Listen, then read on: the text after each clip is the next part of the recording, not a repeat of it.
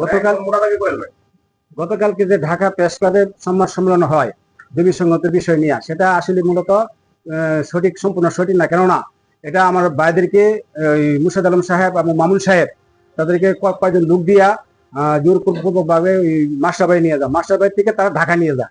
ঢাকা নিয়ে গিয়ে ওই সংবাদ সম্মেলন করে। গতকাল কি সংবাদ সম্মেলন দেখা গেছে যে জমি সমতের বিষয়ে তারা সংবাদ সম্মেলন করছে। এই জমি সমতের বিষয়ে যে সংবাদ সম্মেলনটা করছি সেটি কোনোদিনও আমাদের এমপি মহোদয় সাহেব আমাদের জমিনে আসেও না এবং বুক দখল করতে আসেও না। এটা আমরা পূর্বকাল থেকেই বুক দখলকে আসতেছি শান্তিপ্রিয় ভাবে। এটা মালিক ছিল আমাদের দাদা, দাদার পরে আবান্তরে পেয়েছে আমার আব্বা, আবার আব্বা আবান্তরে আমরা পেয়েছি। এটা আরো আর 20 খতিয়ানের জমি, পরে বিআরএস 339 খতিয়ানের জমি। এটা সম্পূর্ণ আমাদের। এটা আমাদের কোনোদিনও কোনো ওই এমপি সাহেব বা অন্য এমপি সাহেবের লোকজন এটা বুক দখল করতে আসে না, বা এমন কোনো প্রতারণা আমাদেরকে কোনোদিনও টর্চারিং করতে আসে না, কথা বলতে আসে না। আমি না, আমরা জমিটা বিক্রি করছি না, আমাদের জন্য আছে। কিন্তু ওই যে অন্য লোক যারা আছে একটি সম্পৃক্ত, এরা বাসিলে কয়েকজন লোক, শাকির হোসেন ডালি, পিতা মুর্শেদ ডালি, আর ওই হেলালুদ্দিন ডালি, হেলালুদ্দিন শেখ, পিতা হইলো ওই মুকবুল হোসেন শেখ।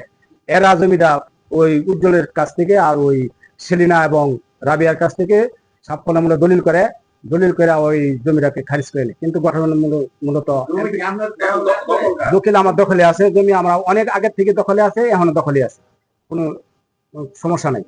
মানে মূল ঘটনাটা হচ্ছে আপনার অভিযোগ জানেন না, এমপি সব অভিযোগ জানেন না, এটা প্রতারক দলিল করে এমপি বুঝায় দেয়। জি জি জি, এই প্রতারক চক্র, এই মূলত মানে প্রতারক চক্র এটা দলিল করে এটা বুঝাই দিয়ে দিছে। কিন্তু ঘটনা হইলো আসলে মূলত এমপি সাহেব না, আমরাও যাই না। আমরা গত শনিবার দিন যখন ঢাকা থেকে ওই যে প্রিমিয়ার ব্যাংকের থেকে যখন লোকজন ভিজিটে আসে, এটা লোনের জন্য আবেদন করেছে, লোনের জন্য যখন আসে তখন আমরা এটা খুঁজ পাইছি।